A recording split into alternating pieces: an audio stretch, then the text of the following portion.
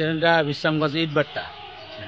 একটা বয়স্ক লোক মানে মহিলা ওই রাস্তা ক্রস করতে আসছিল, একটা আননোন নাম্বার মানে নতুন স্কুটি বাড়ি দিছে। ভালো, মোটামুটি ভালো ইনজুরি হয়েছে মহিলার নামটা কাজল দাস, বাড়ি ইটবাট্টা 61-62 কাছাকাছি। বিশ্রামগঞ্জ হসপিটাল আছে, বিশ্রামগঞ্জ ফায়ার স্টেশন। কাজল দাস সানগুড়াই চলেছিল স্কুটি, তো ইটবাট্টা ওই মেলের সামনে রাজনাতে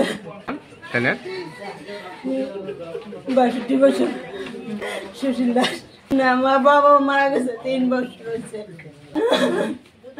আমার কেউ নাই দাদা, সবার সামনে দেয় নাই গো, আমার কোনো কিছু থাকে না। এরকম বুড়া কপাল লই আসছি।